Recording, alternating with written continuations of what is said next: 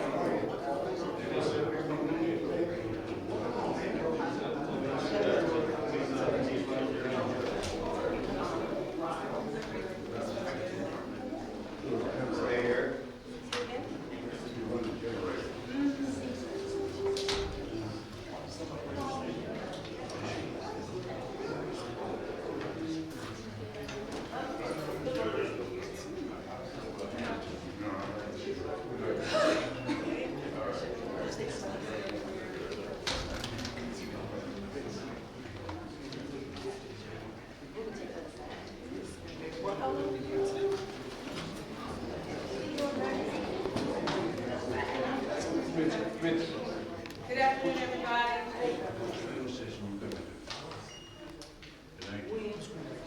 I'll go ahead and get started. I know you all are working to get the town hall schedule up on here, so I'll just get started.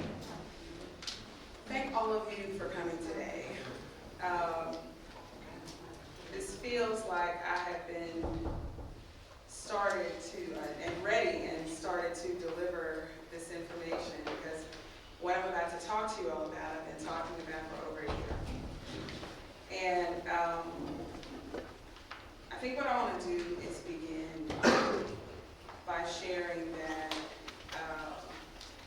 I have a great team in this city, but more importantly, there is a great team of people who were here before I stepped in as mayor, who work every day, and not for the money, obviously, to make this city run well. And I think that what is really, really important to what I have tried to do, and people who have come on board with me, is to give people who work for the city of Pineville everything they need to be effective at their jobs, to make it easy and efficient to do business in the city of Pine Bluff, to be protected in terms of our public safety entities and the men and women who work for the departments, police and fire,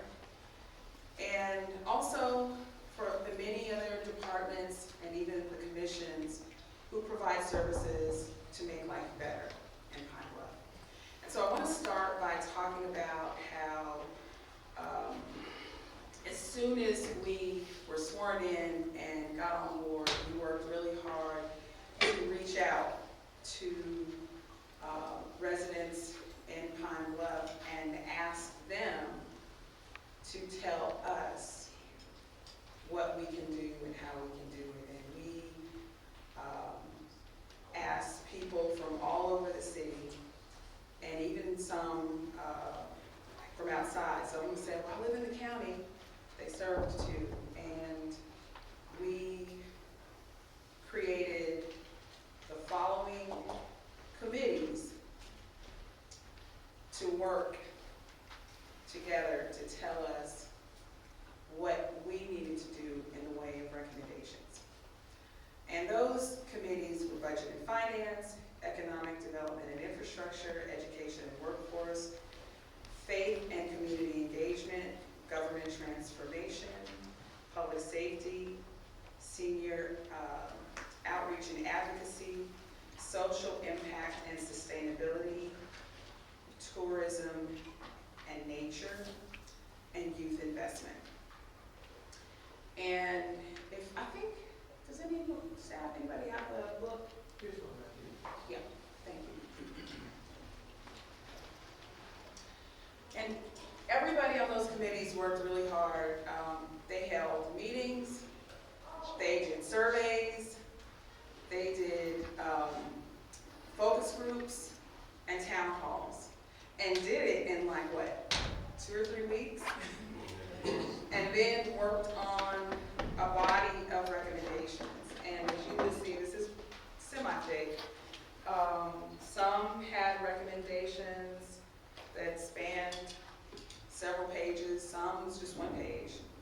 And what I wanted to do is, and we'll have these copies here before you leave, is to outline what those recommendations were, and just to give you an idea of what we've been doing, just highlight in red the things that we've done or the things that are really for real in progress. And the point here is that we've been working. We've not only been working in the area of, our own agenda, the things that I promised, the things that I ran on. We've also been working on the things that the people said they wanted to see. And the main point that I want to start with in highlighting that is we are a city of residents, men and women, personnel, public servants who are working to get the job done, who are working to do what we say we're going to do. And I think that's really important to start with, to lead into what I'm going to end with. The second thing that we wanted to highlight in this press conference, and one of the things that the Budget and Finance Committee talked about or discovered in their work, is that a lot of people don't know where our revenue comes from. A lot of people don't know what our departments do, how many departments we have, what our expenses are, what our revenues are. And so, and more importantly, what our debt looks like, what our budget looks like. And so, as we continue to talk to the people, we will be sharing that information as a part of a conversation about what a sales and use tax would look like and what it would do. But I will just highlight a few things, and before you all leave, we will have information that I share with you. And this is information I shared when I did my State of the City address. And I think this was the first time, I heard this was the first time it had ever been done. I don't know. But, I didn't feel like I could talk about the state of the city and not talk about what our revenues are and where it comes from and what we're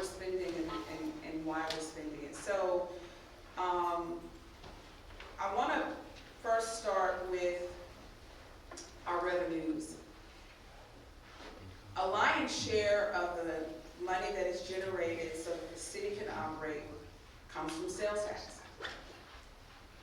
Now, a lot of times when we see 8, 9, 10% of any city, the city doesn't get that. 6.5 of that goes to the state, a percentage goes to the county, and then a percentage goes to the city.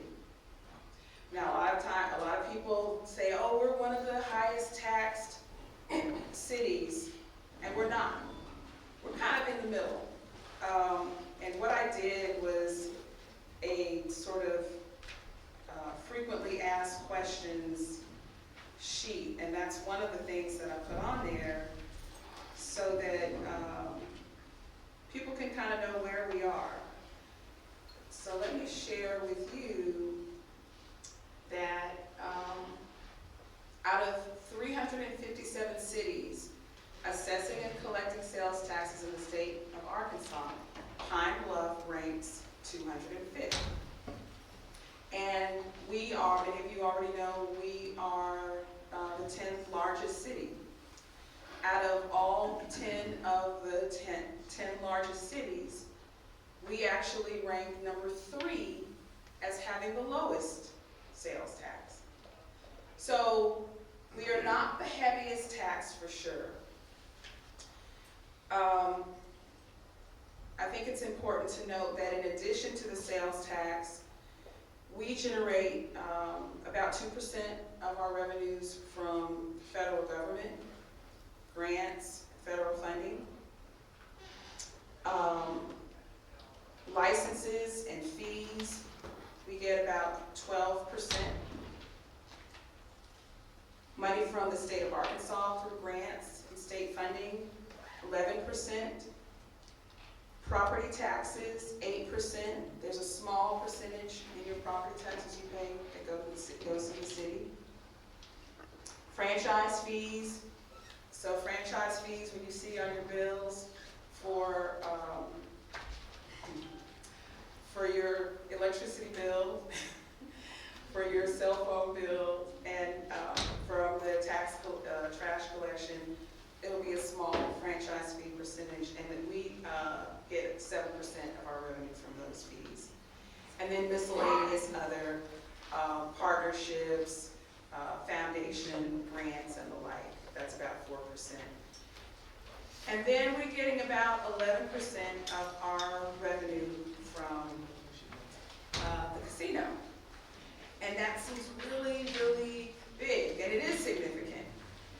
From Saracen, right now, so far this year, we have generated, with 1 month to go, $5.4 million. And it did not start out that way. We have been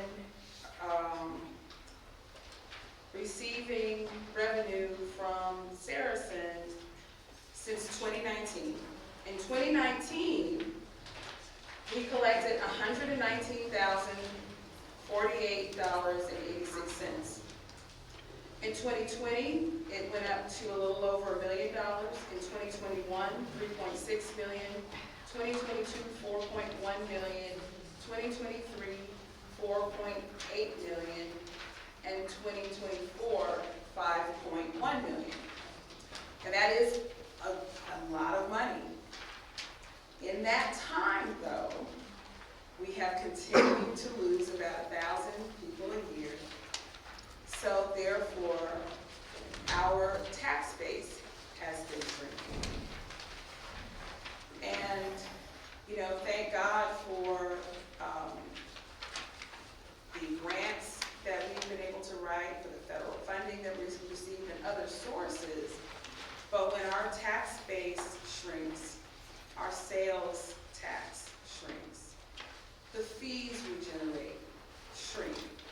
And while a lot of people would like to believe that people are running away from Pine Bluff, that is absolutely not what's happening. We have some people moving out because they're going to college, and many of them won't come back. We have people who leave for a new and better job. We also have people who move here, but there's no net positive for the outflow and the inflow of people. The reason that we're seeing such steep declines in our population is because of what happens in every city. People die. People die. And when you look around at housing, as people pass away and their children or grandchildren have moved to other areas to start businesses or to go to school or to get a better job, that house then becomes what? It becomes vacant. And in the situation around air property, if you don't have people who are managing it, who see the benefit, who have the time and know-how or whatever, or a situation where that family has to make repairs to that house before they can rent it out, keep up with the insurance, usually, and y'all know what I'm talking about, it's only about 1 or 2 people who will do that and pay the taxes. Or if the house goes into disrepair and you fall behind on property taxes, now that becomes an abandoned house. And that's just due to the natural attrition of people living their lives and passing away, and there not being a slew of new people to take their place, like what happens in other growing cities, like what we see in Northwest Arkansas. And you all, when I took my first trip to Northwest Arkansas with friends, I had never seen Fayetteville before. When I went there, it was University of Arkansas Fayetteville, some chicken farms, a few houses, and a 2-year college. It was nothing like it was before. But it was the growth and people, the influx of people, the influx of business, the influx of private investment that caused that area to grow. And same thing with West Little Rock. And I make that point to say, if we could rely just on private investment, we would not need to have a conversation about the sales and use tax the way that we have to have a conversation today. So the other thing I will point out about our budget is that since 2023, the budget, we have had a deficit in our budget. In 2023, which would have been passed in 2022, our budget deficit was about $200,000. 2024 budget, which would have been passed by the mayor and the city council in 2023, that budget deficit grew $2 million. And we have about a $2 million deficit in the 2025 budget, which was passed last year. Now, the good news is, because over the years we had the COVID money, the federal money, and because we budget pretty conservatively, and because we had many positions in the police department that were not filled, we always had a significant carryover to rely on. So we have always been operating on a balanced budget, but when you are comparing revenue to expense, there's still a deficit. So later on, you can take your carryover, which may be several $1 million. We're balanced and we're okay. The point here is we're okay, but we don't have extra to do extra with. And as we continue to see the continuing declines in our population, and therefore in our budget, we need to be mindful of the fact that we don't have to do something different. We just are. Just like in your household. As the cost of everything goes up, as the repairs that you might need to make go up, but let's say you retire and your retirement income is not as much as what your highest income was. lose your job and you're getting unemployment instead of your income, or let's say your income stays the same, but your expenses grow.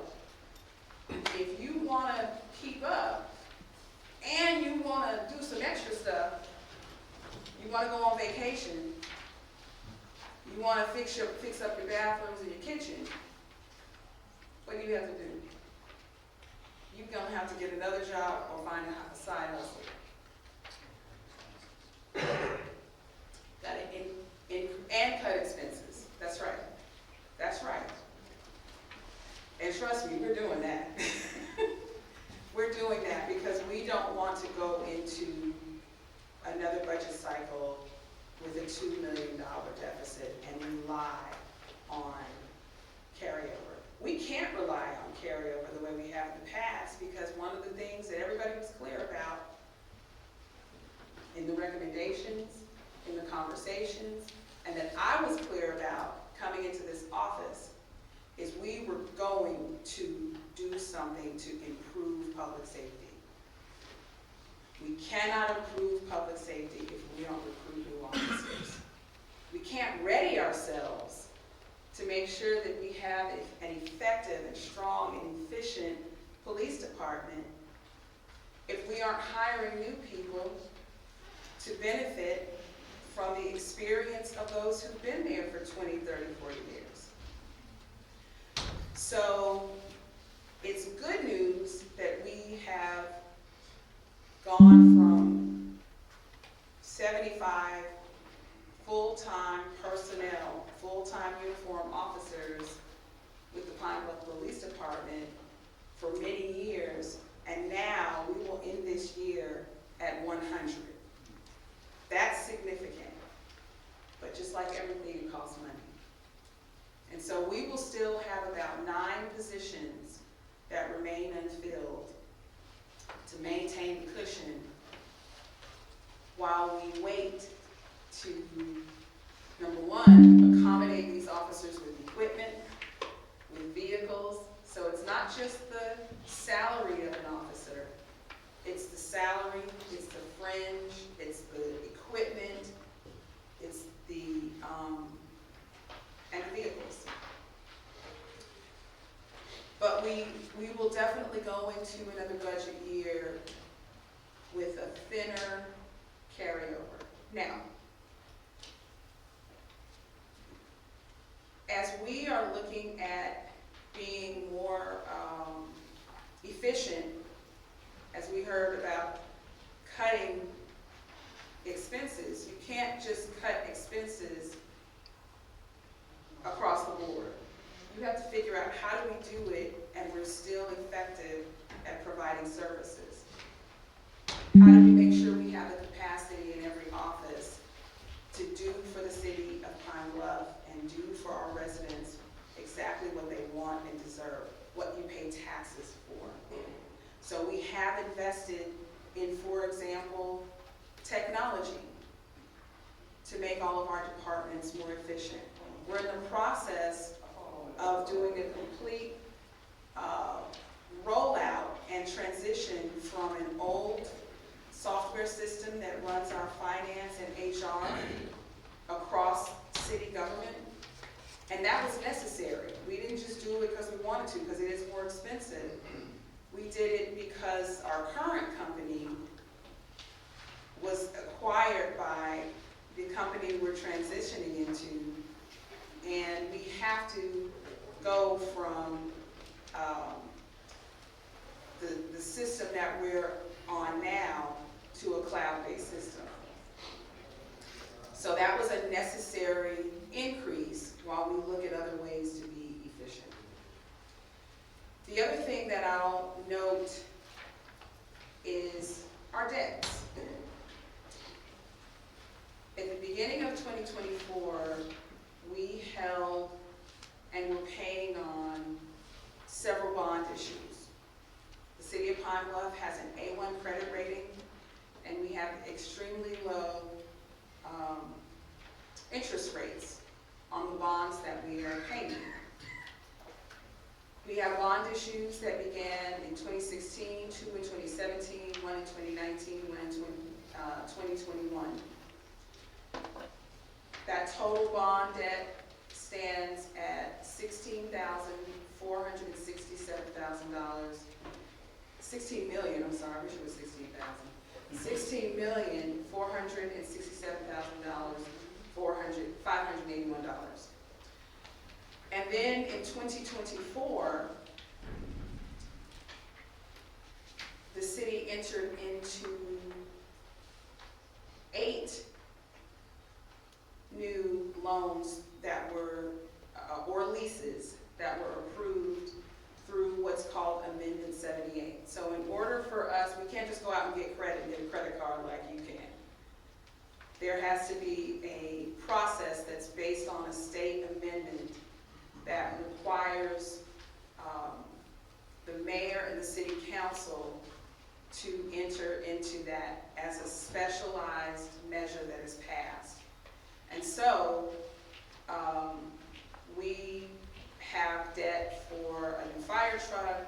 We dedicated dollars to ensure the opening of the Convention Center Hotel, and then several pieces of equipment that amount to over basically $6.5 million in new debt. So that is another expense. While we're looking at how we can be more efficient and cut expenses, those were expenses that were not mine in 2024, but they're mine now to manage. And you need to be aware that that is part of the calculus in all of this. So, we're working hard to do what we said we were going to do as a part of our agenda, as a part of what the people said they want to see. We have to work hard to meet our obligations, including our debt. I'll talk to you about what that looks like.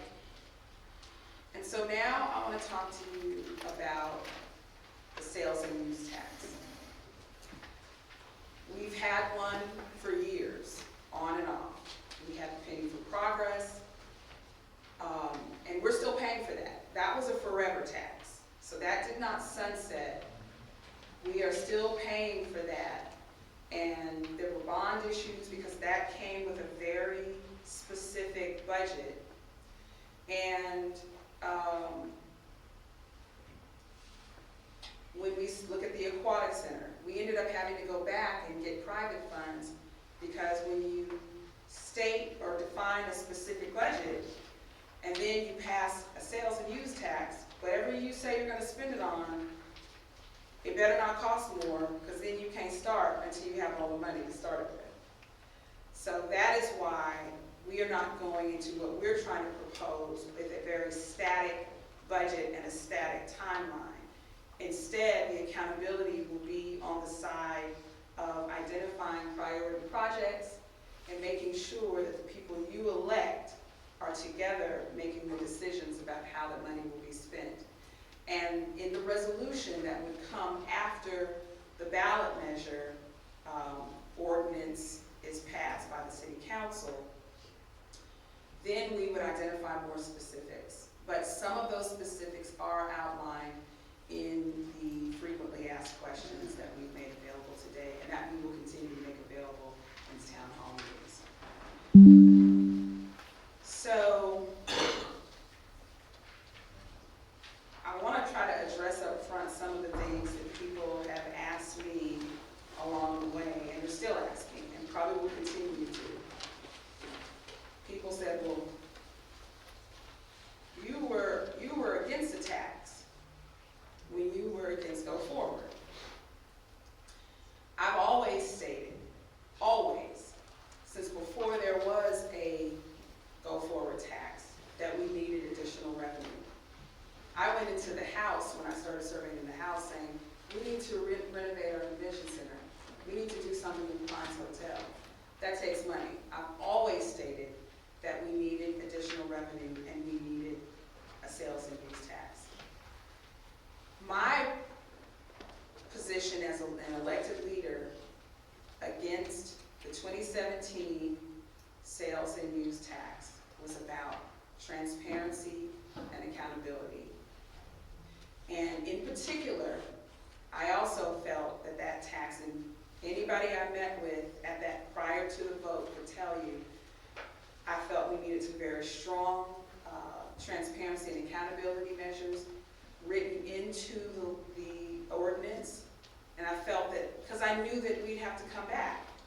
And if you don't have that, and then you come back to people in 7 years, because I knew we needed more, they want to know, are you doing what you said you were going to do? So I felt those measures needed to be there. And then I felt that there needed to be a much stronger partnership with UAPB. And I felt that if we were patterning ourselves after El Dorado, we needed to figure out how we can, along with this tax, or along with the tax at the time, also create scholarship opportunities, which is what El Dorado did very successfully. And that requires, though, private partnerships. And so it didn't happen, and so that's why I didn't support it.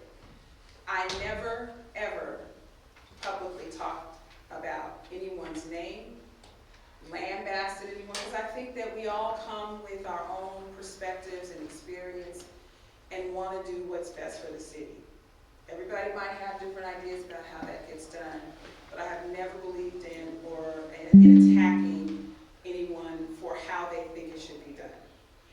And so I did always state, no, we don't need to do this, let's do it now and do it the right way. I did that on the front end with the initial vote, and I did it when it came back twice in 2023. And have since had meetings with people from all perspectives on previous taxes and about this tax that's being proposed. Now, the most important thing that I can share today are three things. Number one, and I'll ask and answer the question on the fact sheet since you have it. What will this proposed tax do for Pine Bluff, for people's families, and for individuals?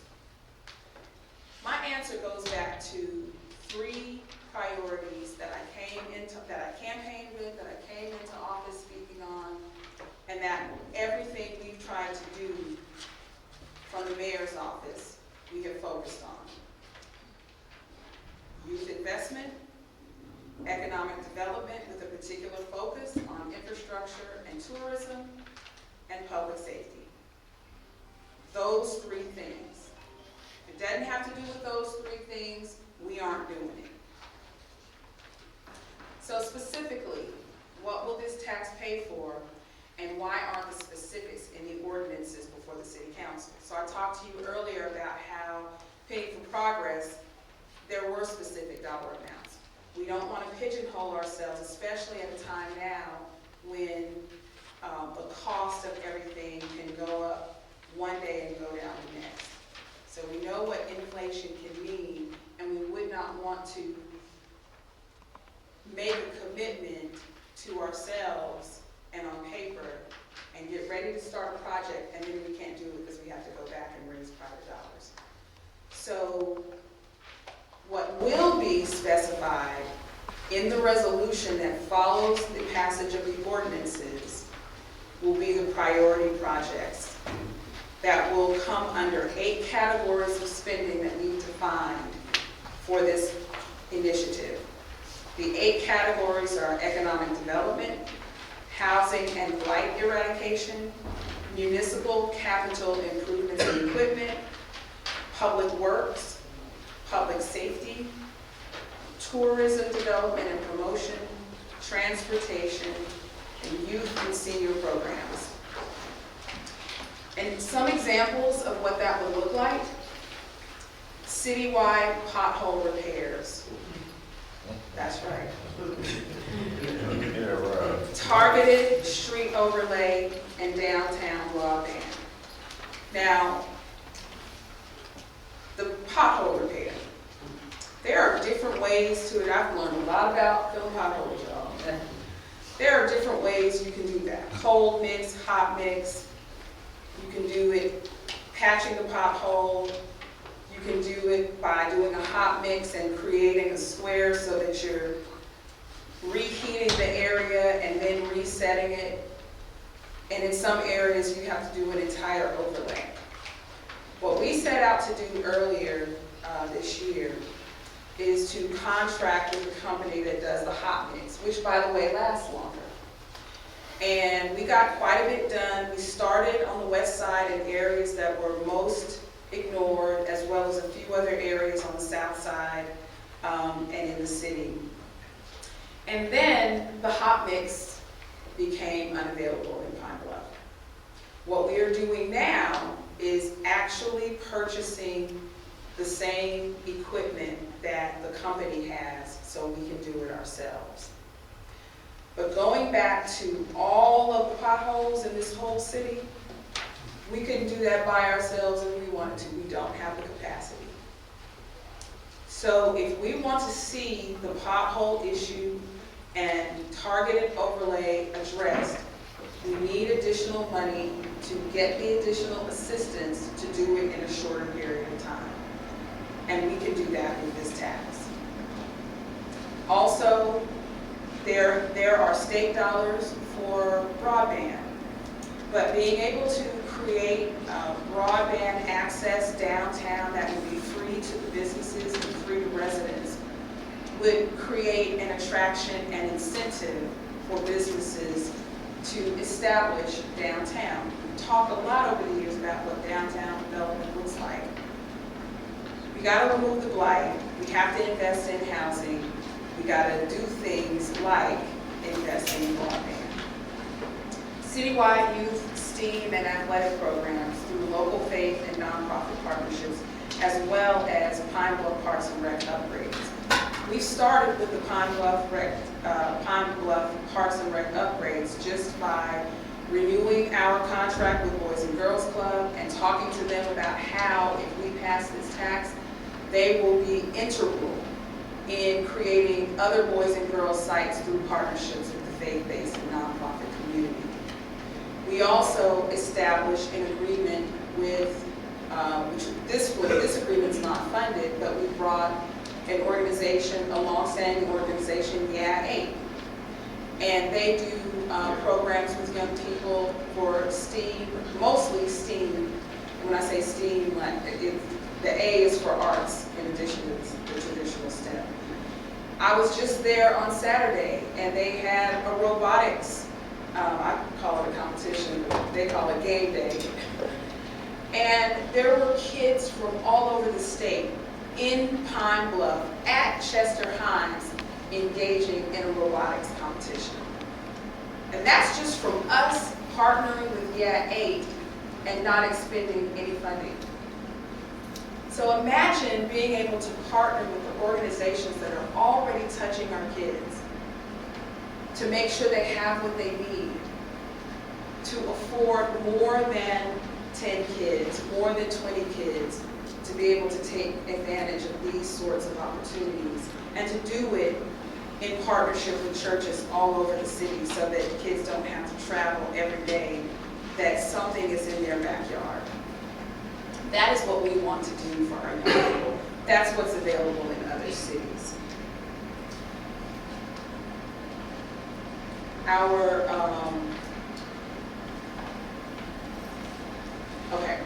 comprehensive blight removal, demolition of abandoned and burned down structures in partnership with property owners.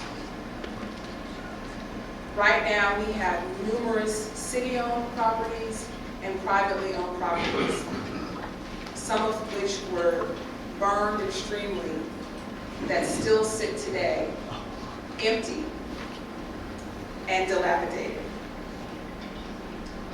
The bottom line with this is, number one, we need dollars to do more for everything quicker, and we need to do it in a way that doesn't harm property owners, that doesn't focus on taking people's property or finding people. How do we do that?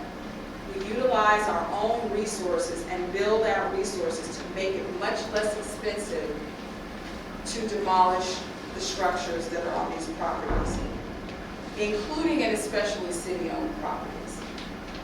We cannot ourselves purchase properties in the name of development and sit on our properties and then fine people for not taking care of their properties.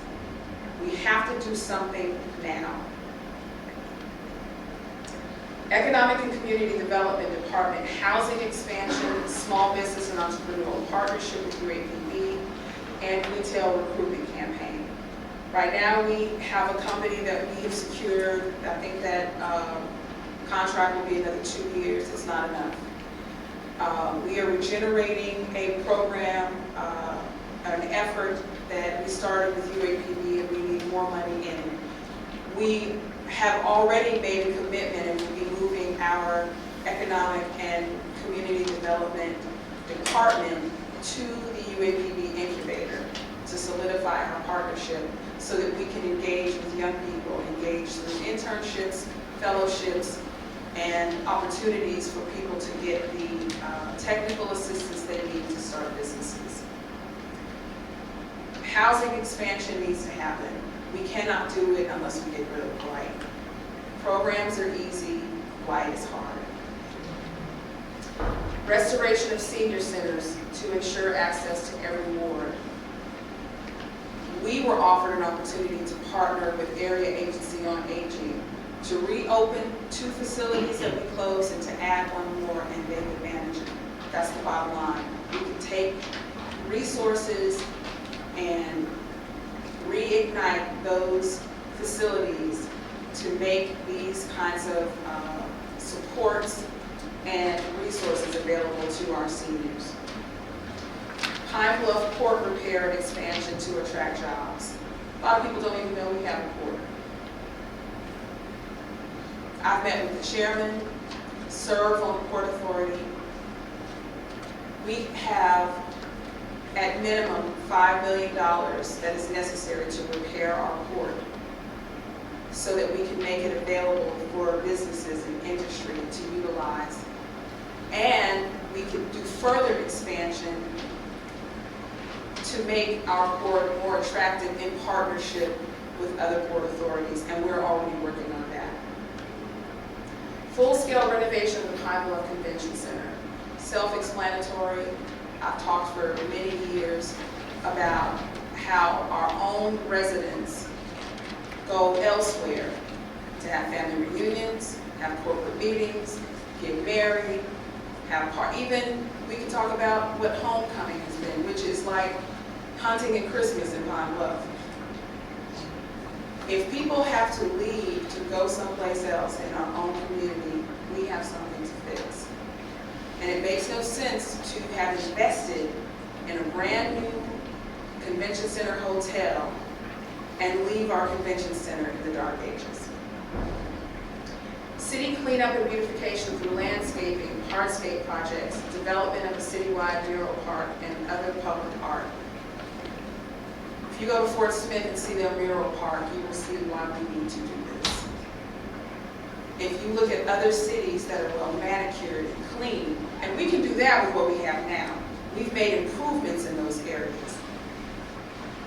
But making sure that we have the capacity so that every area of our city, not just downtown, not just around the convention center and the city complex, but every area of our city that is managed by city government should look like homecomings next week.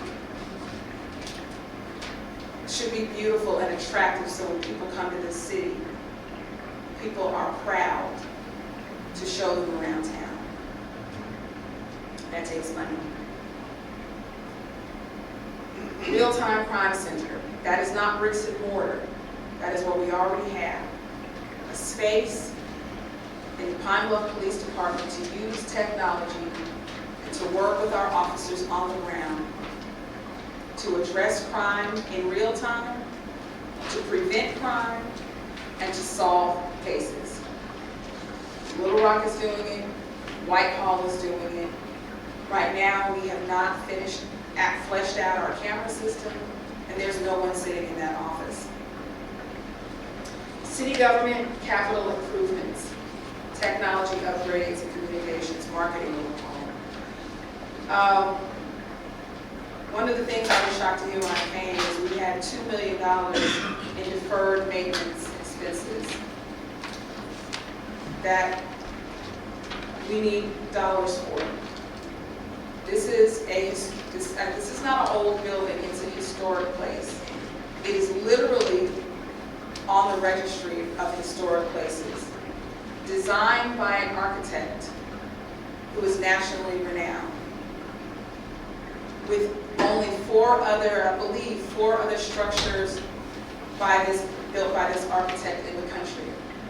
We need to treat it as such. We need to make sure that the things that need to be repaired are repaired, that the People's House in the city of Pine Bluff is a symbol of what it means to do business here, and a symbol of our history, and a symbol of how we take care of our city. We've heard from people, and y'all have heard from me, about how we need to upgrade our communications and tell our own story. We don't have one person whose sole job it is in this city to manage marketing, to manage social media pages, to work with all of our departments and make sure that our messaging goes out accurately, correctly, and timely. It's a whole job. It's at least one whole job, if not more, and we have zero. So we need resources to build out a communications division to support our leaders and to support the city. And technology upgrades, I don't have to tell you how critical and how important that is to our city. We are investing in it now. We need to invest in more, particularly for our departments who go out every day and start work when many of us are just getting up. Some of us might still be asleep. To protect and build out and repair our streets, to inspect properties, to determine whether or not permits can be given to people who want to come here and do business. All of those things are important, and if we are not technologically efficient, we are not optimally serving the public the way we can and the way we should. So, those are highlights, the most important highlights, I think, that explain how we would spend the additional tax dollars, what that would mean for our city. And I think the other thing that I would like to share is this sales and use tax, which would be a 1 cent, 10-year sales tax, that all of it would sunset after 10 years, would be managed not by any third party, would be managed by the people you elect, by your city council and by your mayor, so that if you're not happy, you can do something about it. But in the process, we will operate in the most transparent way that the law requires, and then some, including every 2 years, a mandatory, which is written in the ordinances right now, including a forensic audit that will be conducted every 2 years for the previous 2 years that just took place. So we wanted to learn from the things that we believe we could do now to prevent misunderstanding, conflict, fraud.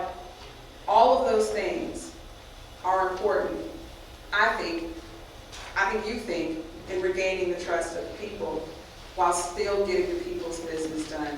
And I know this has been a really long presentation, and I apologize for that, but I think it's important to lay all the facts out so that people are not relying on folks who have not talked to me, who haven't seen this information, and who just don't know.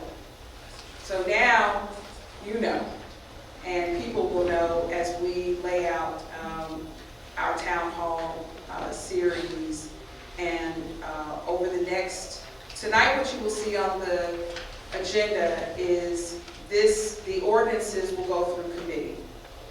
And that's really an opportunity for council members to start talking about it. But no matter what happens in committee, the next council meeting, it gets on the agenda. And then it's read 3 times over the course of the next 3 meetings. And then at the 3rd reading, a decision is made. So there is some time through mid-December where we will have for me to answer questions, share information, and really be mindful about how we can do this in the best way possible. And we will be rolling out in the coming week our steering committee, which I can tell you is extremely diverse in every way, in terms of, you know, gender, age, and race, but also where people stood for and against on previous taxes, because we haven't had just one. People are coming together around this because they know that we have very serious, critical needs, and we know what we have in our city's history, in our city's infrastructure, in our city's people, so that our city can become the fastest growing city in Arkansas. So with that, I will be happy to take questions.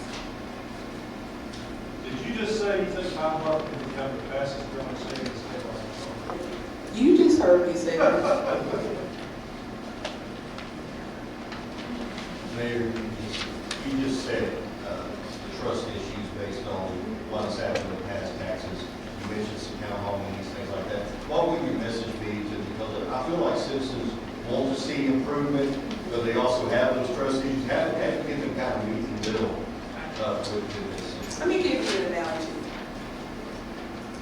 And I think all the grown people in this meeting can identify with this.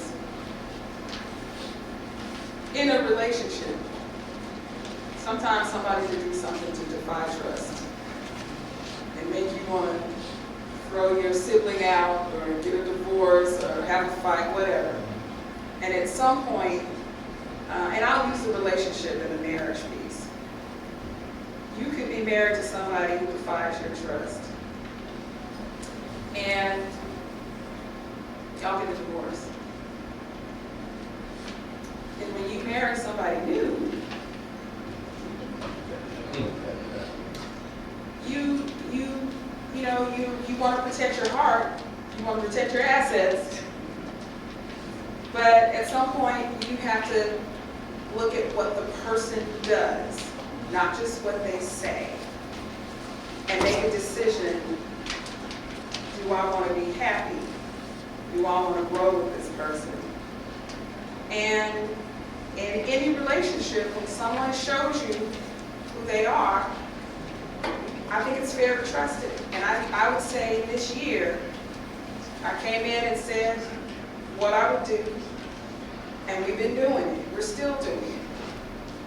I think that specific to, the trust issues with money, we have gotten in there and not only recognized areas where there was fraud, waste, and abuse, we told y'all about it. We were not steeping ourselves in this position where I'm afraid people are going to think this way or that way. It is what it is, and in order to fix it, you have to face it. And that's what we've done. So I think you can take a look at how we have operated and trust that if we say we're going to do A, B, and C, and you don't even have to just do trust. I mean, sometimes going back to the relationship, you can say, okay, do we want to get what do you call it? The agreement. What is it? Prenup. Prenup, yes. So the prenup that I would say this mayor is offering the people is, number one, the prenup is at election time, but also the prenup is the forensic audit every 2 years. It's not a forensic audit at the end of 10 years. Every 2 years, we get to examine our books and see, are we doing this right? So I would say that, and I'll talk to the people about that. I'll remind people, because a lot of people don't know. you know, we're a city of almost 38,000, and just because I've been on social media and done interviews, doesn't mean that everybody knows. Would the forensic audit cover what you have with previous tax? Because I think that's what's on the big question, and that's where a lot of the public trust comes because of that. So the forensic audit allows for transparency for the previous tax. Absolutely it will. That was a promise I made before I got sworn in, and it is a promise that we kept. When we did the carryover budget in February, we identified the funds that would be necessary to make sure we could pay for a forensic audit. And since then, we conducted an RFP. We put it out there again because we got 3 respondents to make sure that we were attracting the firms that were interested. Then, you know, we reviewed them, and tonight on the agenda is a resolution to give the mayor the authority to go into a contract with the winning proposer. That forensic audit covers the last 2 years, 23 and 24, for all city departments under the mayor, and a couple of city-funded departments that want to be engaged as well. They want to be audited.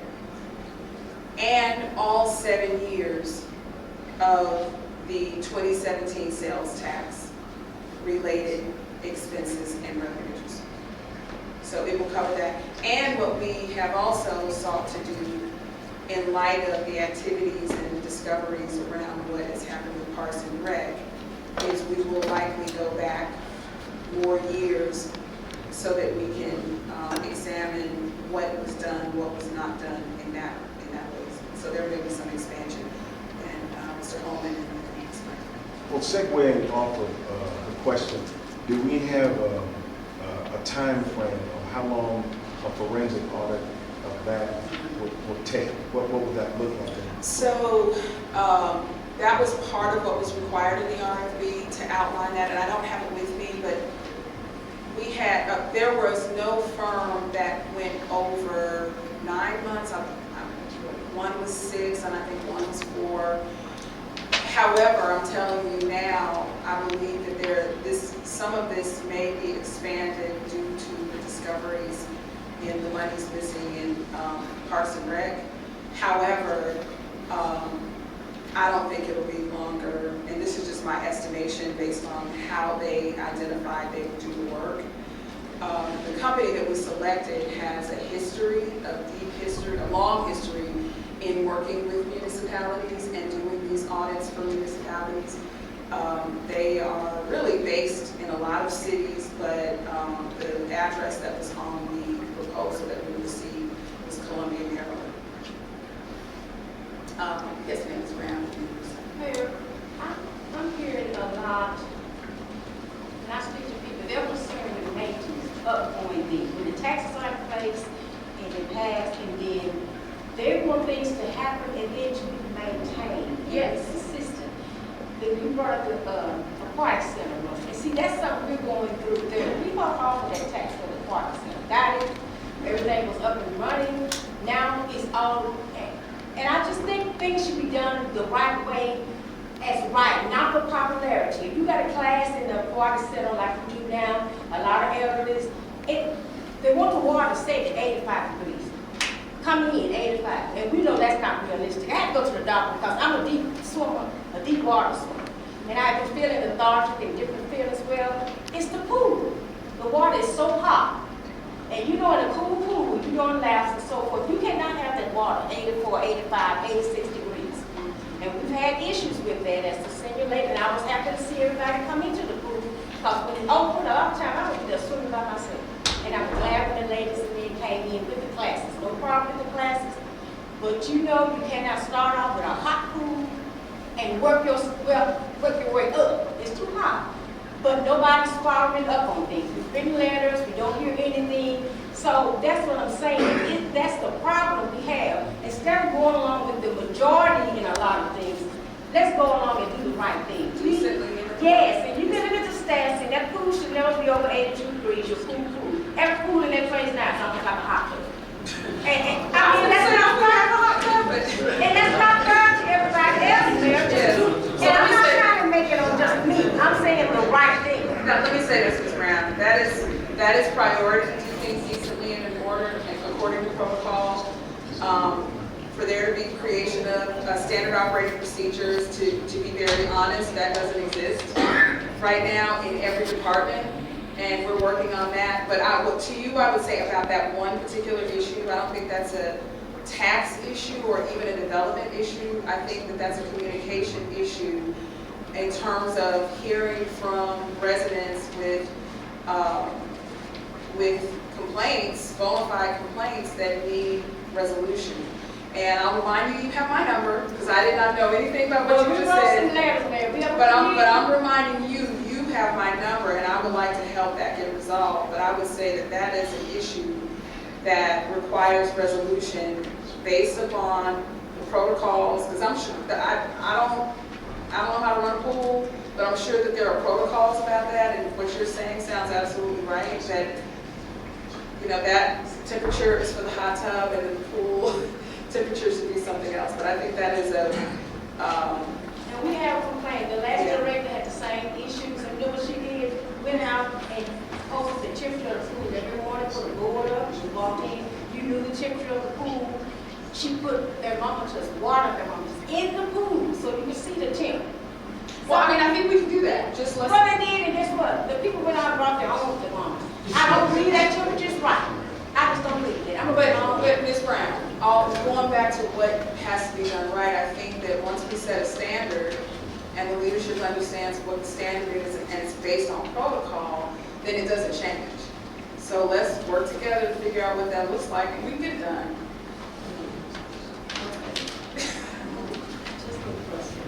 I know, but we can resolve it. Yes, sir. Hey, Mayor, I'm just looking at question number 10, where saying 9 to 14 million annually being raised. You previously said we were losing about 2.5% to 3% population, negative population growth each year. These estimates quickly go to having a 3 to 5% annual increase in population starting this year.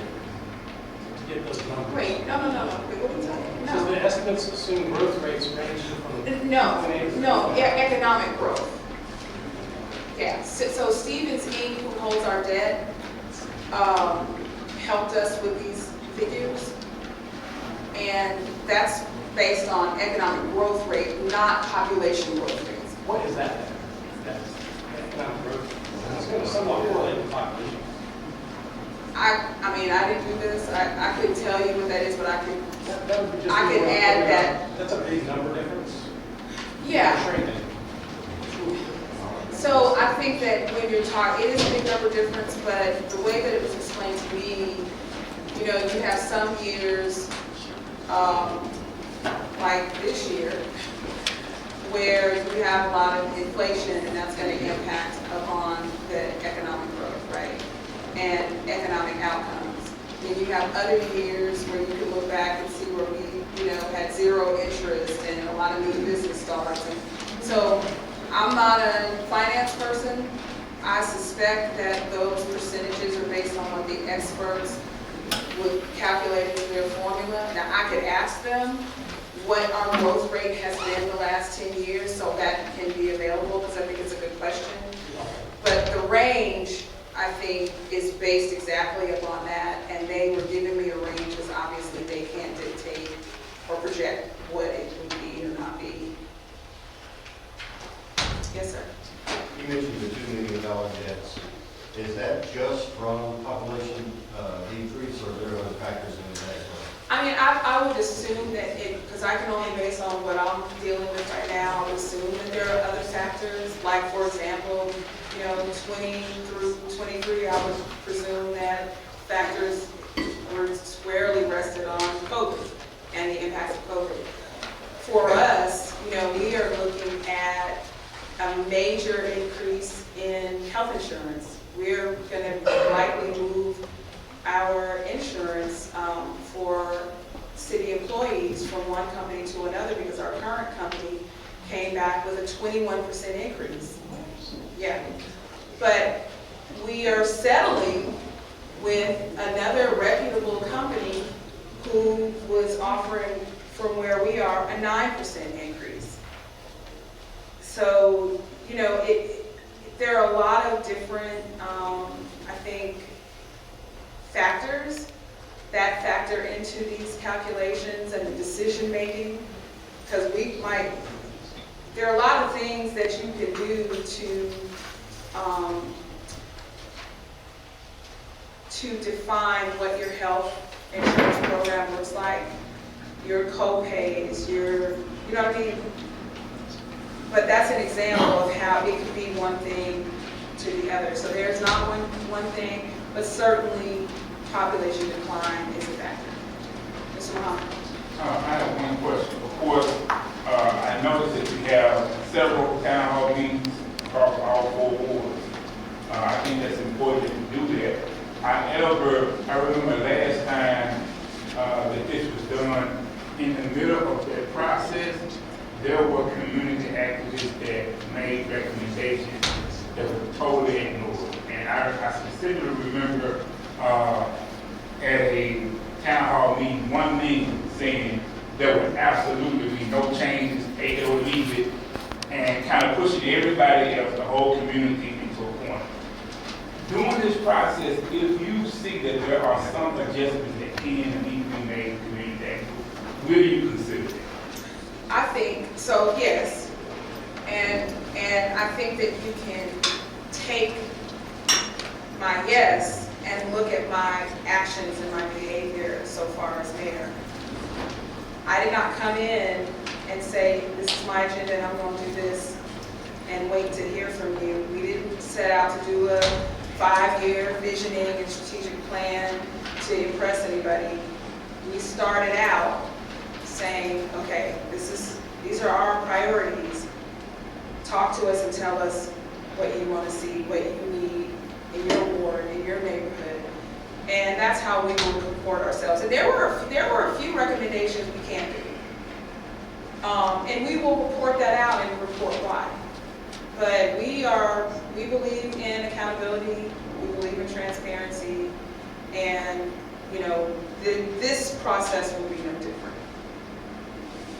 Mayor, we're almost 8 months away from you firing the police and fire chief or removing them from office. Is there any word on when those positions might be filled? Or where are we? We have been engaged in the last several months in a search. I have an incredibly dedicated and experienced search committee, and we completed the interviews and the scoring process for police that we're engaged in now for fire. I expect to be able to make an announcement in December for both. Yes, ma'am, and then Mr. Jackson, and then the gentleman next to you. With the city government capital improvements, are there plans to implement like processes that makes it a little easier to do business with the city, like just streamline processes where departments communicate with each other, where there's a way to go online and do business with the city? Can I stop you? Yes, yes, yes, and yes. And that is being done and will be done more as we continue to evolve with our IT upgrades. But that's happening now, absolutely. And thank you for that question. Mr. Johnson? What is the for real? You bring back forensic audit. Since the community is a little, I guess the credibility has been hampered. I understand forensic audits are quite costly, but is there maybe like when you first start, this tax does, or maybe, I guess you would say, that's in the resolution, maybe the first year or the first 3 years of audit every year, maybe those 2 years, because a lot can happen in 2 years. Yeah. So I believe that, number one, with us engaging right now in a 7+ year look back, like right now, we are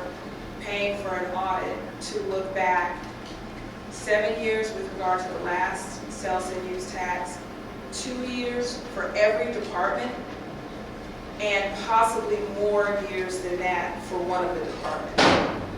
Now, let me be clear about this. A forensic audit is, as it is different from a traditional audit, so it is not sample-based, and I'm not saying that for you, but everyone doesn't know that. You've got the sample-based audit, which we get done every year by the state, okay? So that will happen every year, but our purpose for this is not a gotcha purpose. I'm not a law enforcement officer, and I'm not focused on that. If something comes from the forensic audits now and in the future, and something has to be referred to the prosecutor, that will come from recommendations made by the accounting firm. But our purpose for doing the forensic audits is not that. Our purpose is, it's the other recommendations. Because what I believe we're going to see is recommendations that say, your process in this is not the best. There are no fiscal controls over here. Over here, you need to do that. You need to set that up. You said you want to be optimally transparent. We suggest you do this over here. Those are the kinds of things that we are going to look to. And to answer your question, we have to have a chance to implement the recommendations and let them start working. And I think, and another thing I'll add is, as I read the process of all the firms that submitted proposals, it's a whole thing. Like, there are meetings, they got to come and do reviews, you got to open up your books, and a lot of it is going to be technological, but it's time intensive because they're looking at everything. So I wouldn't want to put that on my team to do something like that every 2 years. I think that we're doing it now, and then if we get this passed and the people say yes, we wouldn't start collecting money until July, just for this process. Just for this process. So then, if we look at it from a fiscal year, or either take that first half year and incorporate that into, you get what I'm saying, the bottom line is, we have to collect the money first, and then and we have to let it accrue. So I don't see us spending any large sums of money until 2027. Well, you know, So- if I'm hearing this right, Yeah. you know how you talking about divorce? Mhm. So while we worry about 7 years, looking at that maybe 2-3 years and then correct that, because whatever happened 7 years ago is going to be the same problems 2 years. Not necessarily. I think the fact that we have new leadership and we're already putting things in place, number one. And number two, the fact that I've sort of laid out needs, like let's look at this. We know what the people expect and want in terms of progress. Just with, let's say, the youth programs. We don't start collecting money until mid next year. We won't see the creation and the process start to work so that the programs actually start the following year. That's why I've been I've kind of gotten ahead of myself a little bit talking about this without all these details, because I know how long it takes for it to actually go into effect. So I guess what I'm saying is, let's put so going back to the analogy, we just got married, we want to buy a house in 27, and we want to move in 27. We don't start saving and getting credit checks and planning and looking for the house in 27. We do that now. So that's what this is. Yes, sir. Part of it, center, are you guys gonna look at the bid process for that? Absolutely. We have to, yes. Yes, sir. Did any of your advisory committee recommend to you that we needed an increase in tax? Yes. Did any of them recommend any cuts anywhere in any department? No. Okay, thank you. Yes. With everything so expensive, groceries or can groceries be excluded from the tax? From my understanding, from my time in the legislature, we excluded groceries already. And there are some exclusions, but pretty much Arkansans don't pay sales taxes on groceries. Did I finish? Okay, going once? Yes, sir. When they read this next statement, please. Yes. I'm encouraged by today. Saturday, I had the pleasure of participating in the first Veterans Parade. And I noticed it very, very well as we were driving down the streets. We started just beyond Simmons Bank. All the progress that is happening downtown. And we ended at the convention center where the new hotel is going up. And that told me about the future. And then I went into the reception for the veterans. It was first a very diverse crowd, one of the Yes. diverse crowds I've seen in Pine Bluff lately. And the program was excellent. It honored local heroes Yes. who had gotten the nation's highest award. So it told me about the potential of Pine Bluff. But you said something in your presentation that really encouraged that for me, is that we've gone from about 74, 75 police officers to 100. And you mentioned the cost affiliated with that. And I'm not sure if we all realize that it's not just bodies, but there's back support as well. But the crime rate in Pine Bluff has gone down. At our institution, one of the top questions that coaches are asked when they're recruiting athletes is, will my child be safe in Pine Bluff? We are continuing to feed that information to them so that parents who are not from Pine Bluff will know that their child will be safe, but also the recruiters will encourage that child or some others to potentially get Pine Bluff and stay in place once they're with us. Thank you so much. And I'll just, I know that was a statement. I just will add to that, that we have been very deliberate in having several and real and forward-thinking conversations with University of Arkansas Pine Bluff and CR for sure. You know, it is CR that owns, has, and runs a workforce center. If we don't figure out how to strengthen CR in a way to tap into that so that you are working hand in hand with industry and the city, we just won't be successful at growing and strengthening our workforce in a way that can optimally recruit business and industry and entrepreneurship. And that's our aim. So, you know, the first, I just always used to say this when I'd be in the well, the House, the first responsibility and role of government is to protect its people.